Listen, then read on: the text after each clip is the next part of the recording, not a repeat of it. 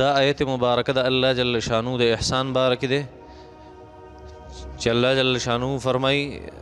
چې زه په تاسو باندې انتهایی احسان کوونکی یم، نو په ما توکل کوئ، په ما اعتماد ساتئ. څنګه چې اعتماد ساتئ زه به د سره هغه شان کوم. الله جل شانو فرمای یا ایها الذین آمنو، اے ایمان والو، اذکروا یاد کئ نعمت الله د الله احسان علیکم پتا سو باندې، اذ هغه وخت کې هم ما چې اراده وکړه قوم یو قوم اند دې خبرې یبسطو چوکده کی الیکم تاسو ته ایدیهم خپل لاسونه، فکف ایدیهم عنکم، نه الله جل شانه د دې لاسونه ستاسو نه منع کړه. د دې آیت مبارکه مطلب څه دی؟ په کوم وخت کې الله جل شانه د آیت مبارکه نازل کړه او څه بارکې نازل کړه؟ مختلف واقعات مفسرین او حضرات ذکر کړي. دا ټول تعلق د الله جل شانو د احسان سره دی چې په نبی علیہ السلام باندې او په صحابه کرامو باندې الله جل شانو ډېر احسان کړو. الله جل شانو ته فرمایي د هغې احسان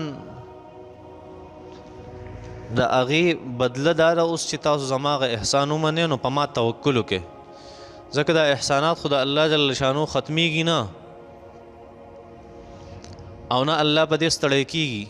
نه د الله جل شانه ستاسو نه څه غرض او مقصد شته چې سکار د پاره الله جل شانه په دې بادشاهي سیوا کېږي، طاقت سیوا کېږي، علم سیوا کېږي، قدرت سیوا کېږي، دا هیڅ خبره نشته. الله جل شانه فرمایي چې ما د باندې احسان کړی نو اوس زما د هغې احسان بدله ماله دا راکړې چې په ما اعتماد کوي. زه باسم احسانات کوم تاسو سره، تاسو اعتماد وکړئ نور احسان به سیوا شي، اعتماد وکړئ نور به سیوا شي، اعتماد وکړئ نور به سیوا شي.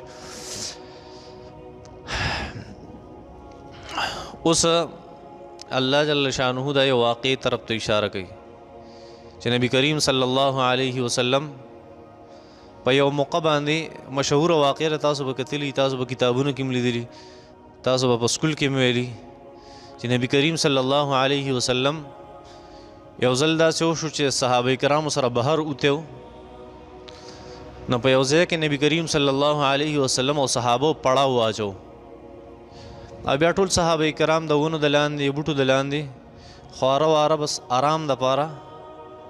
کېناسته سملاسته. ټول خلک چې کله اوده شو نبي علیه صلات وسلام خپل هغه تیږي کې چې کم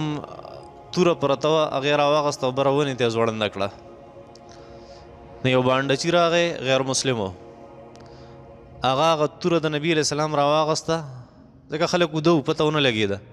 او توره یې راواغسته او تیږي نه یې بار کړه، نیام چې څه ته وایي، د هغې نه یې بهر کړه او نبي علیه صلات وسلام ته وایي من یمنعک مني، زما نه به دې څوک بچ کوي. نبي علیه صلات وسلام مبارک راپاڅېدو، هغه په حوصله سره 3 ځلې وي الله الله الله. نو ده سره توره وه، روایاتو کې 2 خبر راځي چې ده د دې لاس نه توره وغورځېده، بل روایت کې راځي چې حضرت جبریل لاغې لاس یې ولتاو کو سیزې ته وغورځو، او بیا نبي علیه صلات وسلام هغه توره راواغسته او مخامخ په دې مرۍ ورته کېښوده، اوس په تا مانه څوک بچ کوي. نو الله جل شانه دغه واقعه دلته ذکر کړه چې دا د الله احسان دی نبي علیه السلام په تا باندې چې کومو خلکو تاسو ته لاسونه اوږده کړي وو الله هغه لاسونه منع کړه. د الله جل شانه دا نعمت یاد کړي. یا د یو بلې واقعي طرف ته اشاره ده کومه چې په صلح حدیبیه کې شوې وه چې 25 هجري باندې نبی کریم صلی الله علیه وسلم د 1400 صحابه کرام سره راوتې او د عمرې په نیت باندې. نو نبی کریم صلی الله علیه وسلم چې کله مکې ته رانږدې شو او د مکې مکرمې نه قریش ته چې پته ولګېد چې نبي علیه صلات وسلام دلته را روان دی او 1400 صحابه کرام دي ورسره، نو هغې یو اجلاس وکړو، اجلاس، او ټول خلک یې راوغوښته، مشوره وکړه چې دا خلک منع کول غواړي، ګورې نقصان به جوړ کړي دلته. نبی کریم صلی الله علیه وسلم چې مکې ته رانږدې شو دوی مشوره کړې وه، د خالد ابن ولید لا مسلمان شوی نه و، هغې د 200 سپایانو سره د نبی کریم صلی الله علیه وسلم مقابلې له ولګو چې دوی دا مخه بنده کړي چې دوی خورا نشي مکې مکرمې ته. نبی کریم صلی الله علیه وسلم چې حدیبیې ته نږدې شو، حدیبیې ته نږدې په مکه مکرمه کې یو ځای دی قراع الغمیم. نو الته خالد ابن ولید ودرېدو، هغې ته مخامخ نبی کریم صلی الله علیه وسلم دوی ته یو بل ښکارېده. په داسې لوکیشن باندې دواړه ډلې وي، خالد ابن ولید او نبی علیه الصلاۃ والسلام، چې یو بل ورته ښکارېده، خو دوی مخه نیولې وه چې دې خوا به نه راځې. بیا اوږده واقعه ده چې نبی علیه الصلاۃ والسلام کم بهترین طریقې کار اپناو کو. دا قراء الغمیم چې وه دا مرکزي شهرا وه، هایوې وه. نبی علیه السلام هغه لاره پرېښوده، په یو بلې لاره باندې لاړو، تاو شو. د خیر اوږده واقعه د حدیبیې بیا به درته سورت فتح کې ویم انشاءالله. خو دومره خبره وه چې نبی کریم صلی الله علیه وسلم او خالد ابن ولید یو بل ته مخامخ 200 کسان دي د هغه سره، نبي علیه السلام سره 1400 کسان دي. دی راغلی او دې دپاره چې نبي علیه الصلاۃ والسلام منع کړي. د ماسپښین مونځ یو بل ورته ښکارېده په داسې لوکیشن باندې. ماسپښین مونځ ته نبي علیه الصلاۃ والسلام ودرېدو، په جمع سره یې مونځ کو. نو چې ویلي دي چې دیدونه په توجه باندې ولاړ دي، او دا قیام او دا رکوع او دا سجده، دا خو دوی خپل عبادت کوي او دوی په خپل عبادت کې اخوا دېخوا نه ګوري. نو خالد ابن ولید وی کاش چې په دغه وخت کې په دې باندې ما حمله کړې وې، دا موقع وه. نو چا ورته په مجلس کې وي چې دې نه پس یو بل مونځ را روان دی چې هغه داسې مونځ دی چې دوی د خپل اهل و عیال نه، د خپلې ښځې نه، د خپلو بچو نه، د خپل مور او پلار نه زیات بهتر ګڼي هغه مونځ چې د مازدیګر مونځ دی. څنګه چې حدیث شریف کې راځي که نه، چا چې د مازدیګر مونځ پرېښودو فکأنما اوتر اهله و ماله، هغه داسې شو چې د هغه مال او اهل و عیال برباد شو. حدیث کې داسې راځي. نو یو داسې مونځ را روان دی، خالد ابن ولید ته چا وي چې د خپلو بچو نه دي ته زیات ګران مونځ دی، او په هغې مونځ کې به پې حمله وکړو. هغه وی زه موقع د مازدیګر ټایم چې رانږدې شو، حضرت جبریل راغی علیه الصلاۃ والسلام، او نبی علیه الصلاۃ والسلام ته وفرمایل چې الله جل شانو تا ته حکم کوي چې صلات الخوف وکړه. څه وکړه؟ او مخکې تېر شوی دی صلات الخوف د مجاهدینو مونځ چې یو ډله هغه به یو رکات وکړي، یو رکات، او بیا به بله ډله هغه به څوکیداري کوي چې امام یو رکات وکړي، دی به واپس شي، او بل ډله به راشي یو رکات به پسې وکړي. نیم یې هلته پرېښوده، نیم د خالد ابن ولید د لاس نه هغه موقع هغه لاړه. صلات الخوف نازل شو په دغه وخت کې، تاسو داسې مونځ کوئ ځکه دا کفار ولاړ دی، اوس څه کوي په تاسو باندې حمله کوونکي. الله جل شانو فرمایي د الله جل شانو هغه نعمت یاد کې چې یو قوم تاسو ته خپل لاسونه اوږدول، خو الله جل شانو د هغې لاسونه تا نه منع کړه. دا یو دو واقعات دي، پکې نور هم ډېرې واقعې دي. په دې کې یو بله واقعه هم پکې د نبي کریم صلی الله علیه وسلم بنو نذیر سره یو څه مسله راغلې وه د قتل د دیت. نبی علیه الصلاۃ والسلام بیا بنو نذیر سره کم چې یهودیانو هغې سره مشوره کوله، نبی علیه الصلاۃ والسلام د یو قلا شاته کېنو چې دلته انتظار وکړه، بس اوس مشوره کوو. او د بره نه پلانینګ یې جوړ کړو چې یو غټه ګټه به په نبي علیه السلام راوغورځو، او دی به دغلته بس کار به تمام کو، ختم به کو. او چې نبی علیه الصلاۃ والسلام باندې څنګه ګټه راغورځوله، حضرت جبریل راغی، نبی علیه السلام یې د هغه ځای نه پاس، یا حضرت جبریل ګټه راواغسته او بل ځای ته یې وغورځوله. دا دواړه روایات پکې شته. الله جل شانو فرمایي چې دا د الله جل شانو احسان یاد کوي نبی علیه السلام او زما صحابه د نبی علیه الصلاۃ والسلام چې کافر خو تاسو ته لاسونه در اوږده کړي، خو الله جل شانو د هغې لاسونه منع کړه. الله جل شانو فرمایي یا ایها الذین آمنوا، اے ایمان والو، اذکروا نعمت الله علیکم، د الله غ احسان یاد کې په تاسو باندې، اذ په هغه وخت کې هم قوم چې اراده ولرله یو قوم ان د دې خبر یبسطوا الیکم چې اوږده کړي تاسو ته ایدیهم خپل لاسونه، فکف ایدیهم عنکم، فکف منع کړه الله ایدیهم د دې لاسونه عنکم ستاسو نه، واتقوا الله د الله نه ویریږئ. واتقوا الله څه مطلب دی؟ د الله نه ویریږئ. مخکې یو خبره تېره شوه که تاسو ته یادي، خبره دا وه الله جل شانو وفرمایل چې تاسو عدل کوئ. 3 آیتونه مبارکه مونږ د عدل باره کې ویلو. عدل کوئ، که د عدل ستاسو د خپلو خلاف یو، که ستاسو د خپلو په حق کې یو، که د پردو په حق کې یو، که د پردو خلاف وي، خو تاسو به د عدل کار کوئ. بس معامله به د څه کوئ؟ د عدل. مستحق ته به خپل حق ورکوئ. نه کله چې یو انسان د عدل معامله کوي، کله چې یو انسان د عدل معامله کوي، نو دته قسم قسم مشکلات راځي. نو الله جل شانو فرمایي چې د مشکلاتو نه یریږه مه، زما احسانات په خپل ځان باندې یاد کا. چې په تا باندې مې کړي او په ما من توکل وکړه نو واتقوا الله د عدل په معامله کې د الله جل شانه نه ویریږئ وعلى الله فلیتوکل المؤمنون او مؤمنانو له پکار دي چې په الله توکل کوي په داسې قسمه حالاتو کې چې انسان مستحق ته خپل حق ورکوي انسان عدل کوي نو مشکلات پر راځي انسان به توکل بچا کوي په الله جل شانه باندې وکړي اسانه شو که ګران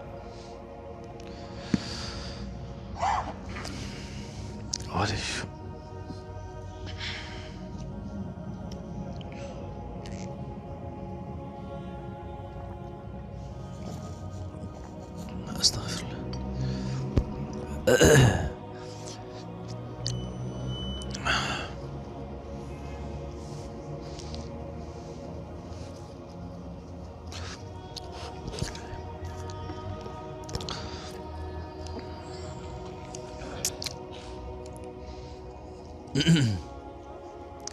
دا وایي چې مونږ اورېدلي چې کم ماشومانی د هغې امتیازې پاکې او کپړې ورسره نه ناپاکه کېږي زمونږ مذهب دا دی دا یو دوه مذاهب دي مختلف په احادیثو مبارکو کې د هغې د وجې نه داسې جوړ شوي دوه مذاهب مختلف هغه دا چې یو ماشوم دی او هغه پی خوري لا روټۍ هغه نه یې شروع کړي نو د هغه امتیازې هغه پاکې دي ځکه داسې روایاتو کې راځي چې نبي علیه السلام فرمایي چې د ماشوم چې یو سړی خوراک کوي او د هغه امتیازې په جسم ولګي نو په هغې کې انزل دي او کم چې ماشوم وي نو په هغې کې صرف ترمکیا ده خو دغه مذهب زمونږ نه دی زمونږ سره نور روایات دي د هغې په بنیاد باندې که ماشوم پی خوري که ماشوم غټي خو په دواړو صورتونو کې انزل دي ښه د ماشوم چې کم امتیاز دي یا بېلمازه دي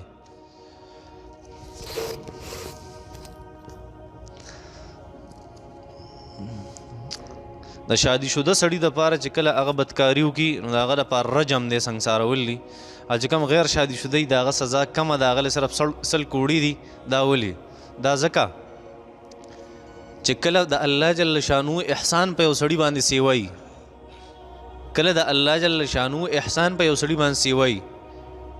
او یو انسان داسي چې په هغه باندې الله جل شانو احسان د دې بل په نسبت سره کمی دا کم احسان والا که دی ګناه کوي دا دونه غلط کار نه دی خو دا ډیر احسان والا دی یو غلط کار کوي دا ډیره غټه ګناه ده زه تا ته وایم عام خلک دي که نه عام خلک دي که هغې مونږ ته سپکې سپوري وي بې ادبي وکړي انسان پې غوږ نه ګري او که یو خپل سړی چې ټول عمر پې احسانات کړي او هغه غلط کار وکړي بیا څه چلي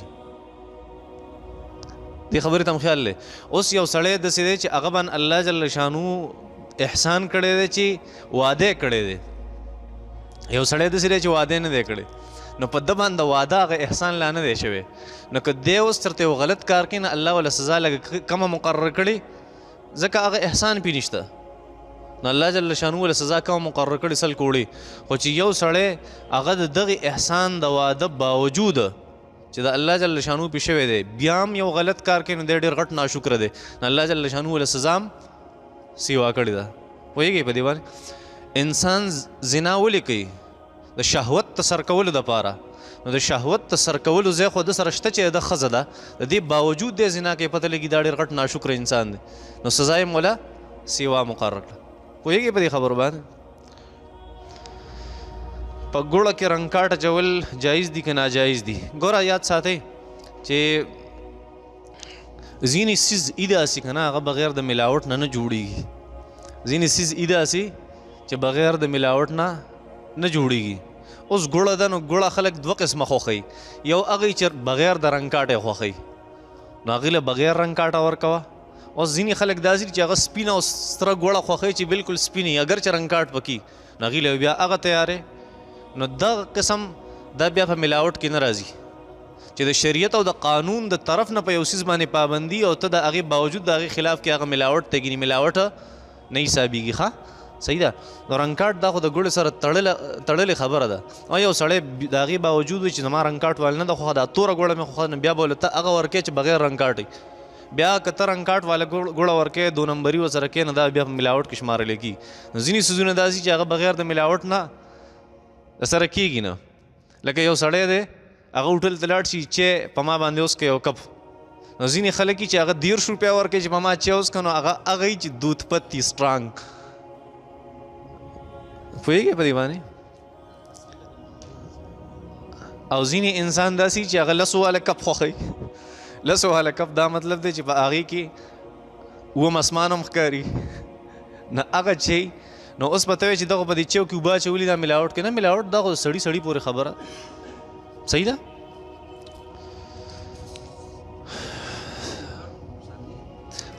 ده دا بالکل کیمیکل دی نو ته به اوس په کار دی چې یار دا خو چونکې نقصان دی نو دا ناروا په کارو نه بیا خو پیپسي څکل هم ناروا دي هغه څومره کیمیکل دي نور څونه کیمیکلز دي نو ځینې څیز ای داسې چې انسان ته پته وي چې په دې کې دا نقصان دی هغه استعمالوي هغه د امام شافعي رحمت الله علیه یو قاعده داسې شته چې هغه څیز هم په شریعت کې حرام دی کوم چې ستا صحت ته نقصان رسوي خو دغه زموږ مذهب نه دی ستا صحت ته نقصان رسوي نو د هغې مذهب والا به خامخا وایي چې فارمیچر خوړل ناروا دي د هغې مذهب والا به خامخا وایي چې کولډ ډرنکس کل دا ناروا دي پوهېږې زموږ مذهب دا نه دی مونږ په چله کې زموږ تشکیل شوی دی په لاره باندې مونږ مسافرو د جمعې په ورځ د جمعې مونځ چې کله وخت راغی د جمعې د مانځه وخت چې کله راغی نو مونږ خو بیا د ظهر د ماسپښین مونځ به کوو 2 رکاته نو آیا د ماسپښین دا مونځ دا مونږ په جمع باندې کولی شو که نه بالکل کولی شي مونځ دی فرض مونځ دی په جمع باندې کولی شي په جمع باندې کول پکار دي ښه د چا نوم استعمالول او په هغې باندې چینل جوړول او بیا په غلا باندې ویډیوز جوړول او دا استعمالول دغه چینل دا روا دي که ناروا دي ته وایې دا غلا ده نو په خپله ناروا دي پردی څیز به نه استعمالوې ښه دا ټیک نه دي که هغې اجازت ترکو بیا ټیک دي روا دي د چا د تدفین دپاره تدفین مطلب دفن کولو دپاره تابوت استعمالول جایز دي که نه بالکل جایز دي که ناروا یې موږ اوس فتوا ورکړی وي چې دا څوک تابوتونه خرڅوي دا ټیک نه دي روا دي ښه یعنې ځمکې داسې چې په هغې کې نقصان وي قبر پرېوځي یا څه بله مسله وي بله مسله نو په داسې ځای کې بیا ښه خبره چې په تابوت کې بند کړی شي او دفن کړی شي ادمجي لایف انشورنس د دې باره کې ستاسو څه رایه ده شریعت رایه دا ده چې دا حرام دي ناروا دي بالکل دوکه ده ښه انشورنس داسې نور چې څومره انشورنس پروګرامز دی هغه ټول داسې دي ښه ذکرته فی ملئ خیر منه حدیث شریف کې راځي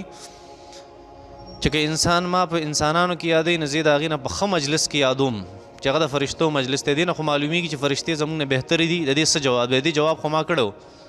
چې انسانان بهتر دي د فرشتو نه ګوره زموږ مذهب دا دی